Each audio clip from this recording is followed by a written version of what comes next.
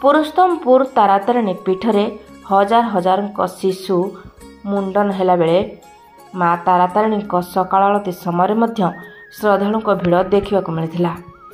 ଚୈତ୍ର ମାସର ଦ୍ୱିତୀୟ ମଙ୍ଗଳବାର ଦିନ ଜନସମୁଦ୍ର ପାଲଟିଛି ଗଞ୍ଜାମ ଜିଲ୍ଲାର ଅଧିଷ୍ଠାତ୍ରୀ ଦେବୀ ମା ତାରାତାରିଣୀ ପୀଠ।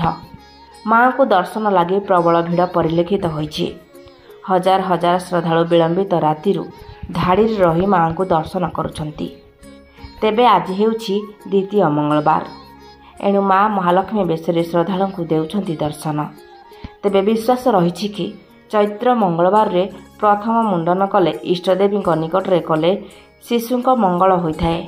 ତେଣୁ ପୀଠରେ ଶିଶୁମାନଙ୍କ ମୁଣ୍ଡନ କରାଇ ମାଙ୍କୁ ଦର୍ଶନ କଲେ ସନ୍ତାନର ଦୀର୍ଘାୟୁ ଓ ଆରୋଗ୍ୟ ଏବଂ ଭବିଷ୍ୟତ ଉଜ୍ଜ୍ୱଳ ଆଲୋକମୟ ହୋଇଥାଏ ବୋଲି ଶ୍ରଦ୍ଧାଳୁ ଭକ୍ତମାନଙ୍କ ଦୃଢ଼ ବିଶ୍ୱାସ ଅଛି।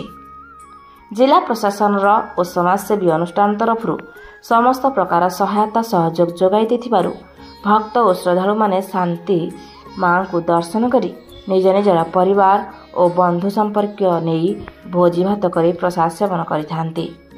ହଜାର ହଜାର ଉର୍ଦ୍ଧ୍ୱ ଯାନବାହନ ଚଳାଚଳ ସହ ପାର୍କିଂ ବନ୍ଦୋବସ୍ତ ସ୍ଥାନୀୟ ପ୍ରଶାସନ ଓ ମନ୍ଦିର ତରଫରୁ ହୋଇଥାଏ।